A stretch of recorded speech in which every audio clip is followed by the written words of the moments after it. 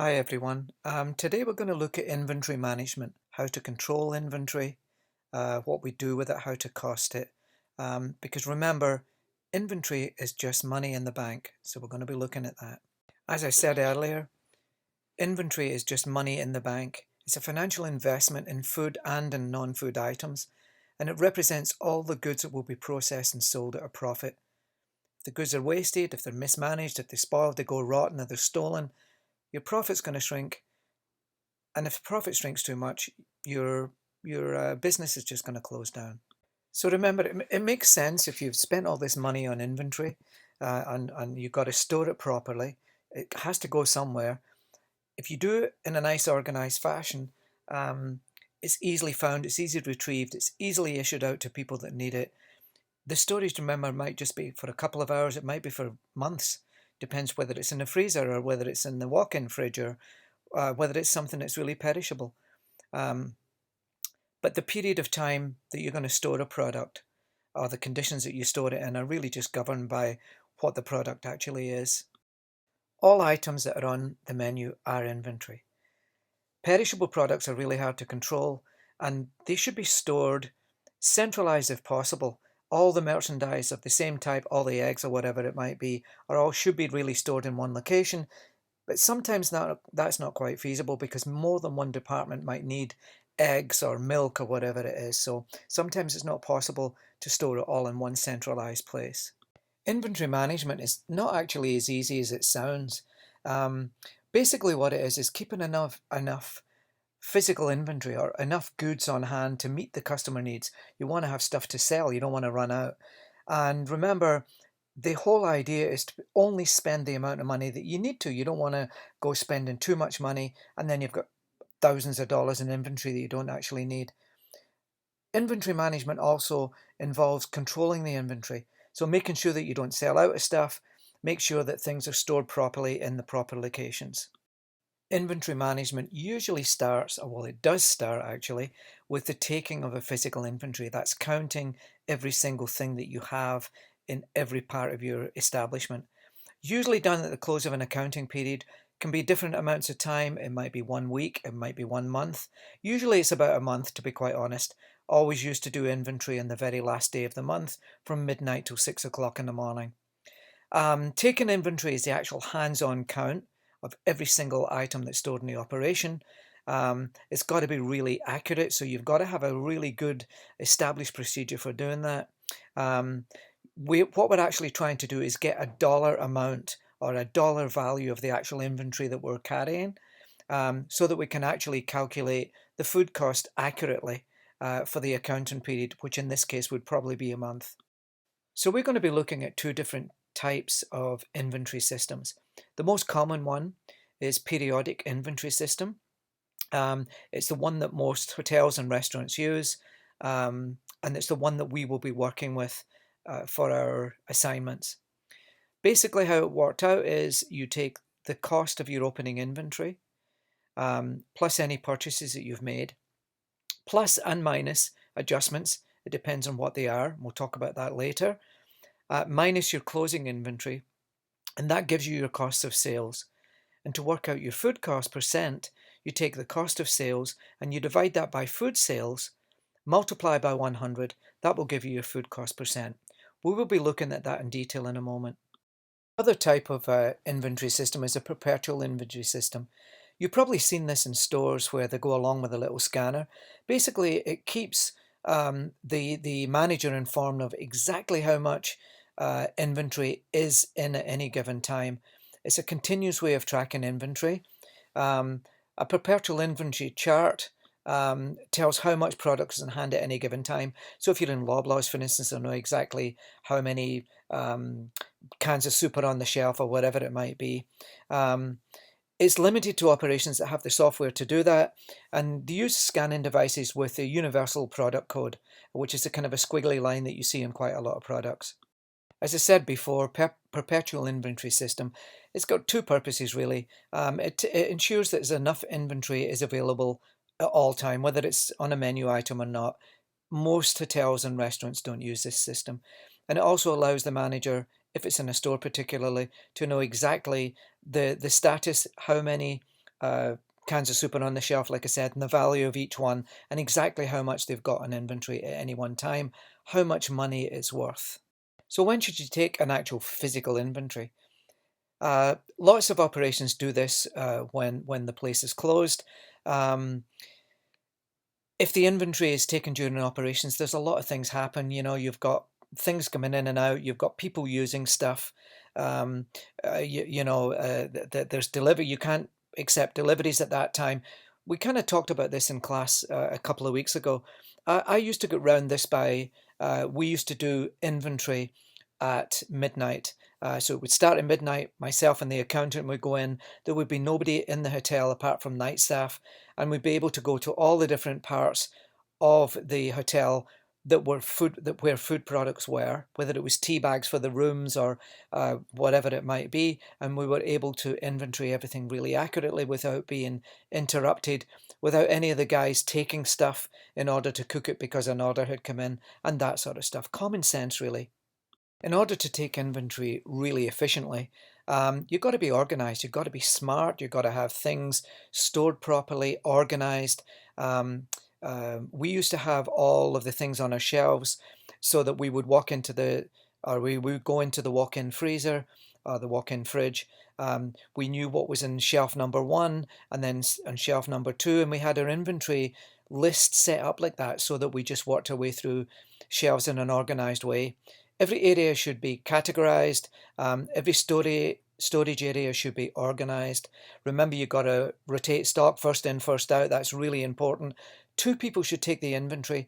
One counts and and calls out the quantity, and the other person writes it down. You sometimes see a UPC reader being used for this, but that's really only in Loblaws. We don't really do that in hotels. So this is a typical example of an inventory sheet.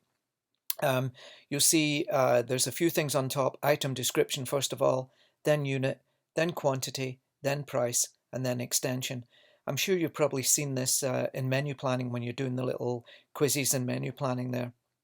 Anyway, if you look at this one as an example, the item description is apple juice in this case. The unit size is 24 by 355 milliliter containers. The quantity is 3. The price of each is 11.05, and if you multiply 3 times 11.05, you get the extension price, which is 33.15. We'll look at each one of these in detail in the next few slides. So as we've just seen, the inventory sheet shows you basically how to categorize all the products that you've got in your inventory. If you look at the first column, it's item description. It's already highlighted: apple juice, grape juice, tomato juice, pineapple juice, tomato juice again. You'll see that tomato juice is in there twice. The reason for that is that there are two different sizes. If you look at the first tomato juice there, which is number 3, it's 12 by 1.39 litres. And if you look at the second one, it's 24 by 355 milliliters. So the different sizes and different prices. Now it also says here that you can alphabetize your inventory. I never really like doing that, particularly when you're taking inventory. It's a real pain in the butt because you have to go, if you're looking for apple juice, you have to search through A. If you're looking for zebras next, you have to go away to Z. If the next thing is eggs, you have to go to E. And I found it really slow, so we didn't do that. We sorted all that out at the end after we'd taken the actual physical inventory. It's a good idea to leave lines in between when you're taking your inventory so that you can write down any price changes or something, any unit size differences or any little notes that you need to do. But anyway, first of all, the first column is item description. So the second column is the unit column, and that basically lists the individual size of each item. They can be various things. They can be kilos, they can be cans, they can be litres, they can be pounds, they can be grams, really any unit of measurement. You'll see the highlighted column there. Apple juice, in this case, 24 by 355 milliliter cans or cartons. So the quantity column lists the physical count or the actual count of each item. You have to be careful that the unit size and the quantity, they can be confused sometimes. For example, if flour is listed on your sheet, your inventory sheet that is listed in kilos instead of bags, the person who's counting might say 4. meaning 4 10 kilo bags of flour. And instead of 40 kilos of flour being recorded, only 4 kilos get recorded. So therefore your inventory is 36 kilos short and your food cost isn't going to be very good for that month. So in the price column, this is the individual price for each unit. The way that you calculate the price per unit is obviously the item price of how you purchased it. If it's a 10 kilo bag or a 5 kilo bag or whatever. So an example is a 10 kilo bag costs $12.90. That would be the unit price. It could be listed as kilos of flour, so you could divide it down and list just kilos of flour. Although it's probably better to keep it in the biggest units that you can. So in this case, it would be 10 kilo bags. Don't break it down if it's not necessary. So the extension column is basically the unit price multiplied by the quantity. So if you take apple juice as an example there's 3 cases of apple juice. Each case is $11.05, and if you multiply one by the other, you get $33.15, which is the extended price. At the end of your inventory, you would add up all the extended prices, and that's going to give you the total dollar value of your inventory. So once you've totaled all of these up, it tells you exactly how much you have in your food inventory. And we're going to use that to calculate the food cost and to calculate the food cost percentage. Next thing we're going to do is calculate the cost of goods sold. The cost of goods sold is what it cost you in a month to make all the food that you actually sold. So what you had to buy and what it cost you to buy that to be able to sell all the dishes on your menu. This is actually an exercise we're going to do as an assignment for next week. There is an interactive document posted online that's going to help you to work this out. But basically what we're going to take is our opening inventory. And our opening inventory, by the way, is taken from the closing inventory of the previous month. So for instance, if I was doing the inventory for March, the closing inventory for February will be what my opening inventory, that's the number or the figure that I would use for my opening inventory in March. I have to add in any purchases, that's any things that I actually bought from Cisco or whoever. I have to minus out any transfers from different departments, so lemons and things that went to the bar or whatever. And then what I'm going to do is once I've totaled all of that up, I'm going to minus my total closing inventory amount, and that will give me the cost of goods sold. We'll go over that in detail in the interactive document. We're going to look at inventory adjustments. Now this is in the interactive document as well that's posted online. But when I do my inventory, I have to add in certain costs. So transfers from the bar, so bottles of wine perhaps that I use for cooking that came from the bar, I have to add the cost of that onto my inventory. And maybe other things that I've got from other units, from other areas of the hotel, they have to be added in. And I have to subtract certain things like things that I transferred to the bar, the cost of lemons and limes and cucumbers and things like that have gone to the bar to make drinks.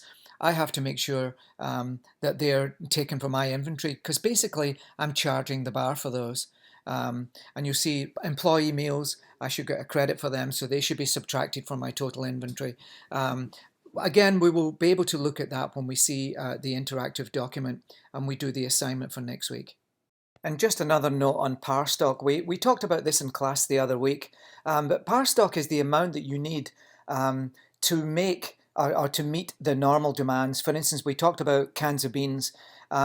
If you need 5 cans of beans for the whole month or for the whole week, you would have a par stock of a minimum of 5. You would probably put an extra one in, so it would be 6. So you would always have 6 cans of beans in stock because you know that that's how many you need between orders, if you like. So for instance, if I went in to do my ordering and I looked on the shelf and there's only 4 cans of beans left, I know that I have to order 2 in order to keep up with my par stock. We did talk on this before, so I'm pretty sure that you understand this fairly well. Security of merchandise. We talked about this briefly in class the other week there. Remember, inventory is money in the bank. And if you're wasting that inventory, it's been thrown away, or people are stealing it, they're stealing from you, they're stealing money from your bank. And people, as a rule, don't steal low dollar items or cheap items, if you like. They're going to aim for the high cost items. About 10% of your inventory usually has a pretty high dollar value. So you really should limit access to storage areas, lock places at night time when you're going home, that sort of thing, and give a bit of priority to high value foods, things like caviar and stuff. In all honesty, most of these type of things are usually kept in a little fridge in the chef's office. And you have to ask for them as you use them. Things like saffron, perhaps, or really expensive caviar, etc. So just another little note on the security of merchandise. Um, just make sure, because this is money in the bank, your inventory is money in the bank, you don't want it stolen because they're just basically stealing from your bank. Use adequate locks. Maintain the control of the keys. Make sure that you know where the keys are, or somebody has the keys at all times. Maybe limit access to storage room, or there's only certain people around, and maybe just you and your sous chef, or whatever it may be. And that's really it. It's common sense again. Remember, however, it's not really just people that will steal stuff. If there's some silent thieves around there, basically the spoilage of food, right? And unsanitary conditions, really dirty places because you can't use them. The principal causes of spoilage are the usual things: storage temperatures, improper rotation of stock, not first in, first out, being stored too long, places being dirty, mouse droppings, all of that sort of stuff, inadequate ventilation, or improper storage facilities. And a lot of places, small places particularly, do have problems with storage facilities. You have to store in a tiny little area, and that can be a challenge. So you have to make sure that you control things so that you don't have spoilage. A little bit more on preventing spoilage. There's a few things, just common stuff. Segregate or separate things with strong odors from each other. So, eggs that absorb really strong odors like garlic or whatever it might be. Make sure that you keep them apart. Make sure that you check in perishables so that the spring mix isn't gone bad and it's all mushy in the bag. Just basically handling fish and meat and things like that wrongly. Sometimes when things are being delivered and they're lying around outside of the fridge or whatever for a long time, they're already beginning to spoil by the time you go to put them into storage. It's just basically looking after the things that we know, proper temperatures being maintained, all the perishables, spring mix, etc., being checked daily, storage space nice and clean and dry. And everything is issued before it goes bad, basically. Common sense again. I've seen every single one of these being done and costing money. So try and avoid them at all costs. Inventory turnover. You should really control the size of your inventory. It depends, of course, whether you're using a lot of perishables. For instance, if you were going to the market every day to buy things just for your menu for that night, and then at the end of the night have nothing left, you would have a very small inventory. But when you're not working like that, when you have a lot of frozen goods and things like that, you obviously need to have a bigger inventory. You have to control that. It should really be aimed to the amount of usage. That really depends on, that really determines how much or how big your inventory is. But as a rule, inventories, remember, are money in the bank. So they should be controlled to the minimum amount. You shouldn't have thousands and thousands of dollars tied up in inventory because it means that you can't pay your staff, do other things, pay your rent or whatever, because all of your money is tied up in inventory. So keep it to a minimum. So just a summary on inventory management. Inventory management is basically the process of keeping enough inventory on hand so that you can feed your customers and not run out of items on the menu. And doing that without spending any more than is necessary, because remember, inventory is money in the bank. Remember, if your inventory is counted or calculated wrongly, that can make a big impact on your food cost. If there's mistakes when it's been written down, recorded inaccurately, cost prices, you're using the wrong price to cost your inventory, it's changed in the last month or whatever, theft, things being stolen so you haven't got any money for them, product spoilage, the same thing. All of these things, if your inventory is counted and calculated inaccurately, all of these things will affect your food cost. And just to finish off, inventory turnover rate is basically the number of times that an inventory is turned over completely, or completely used, if you like, during an accounting period. That's the end of the presentation on inventory management.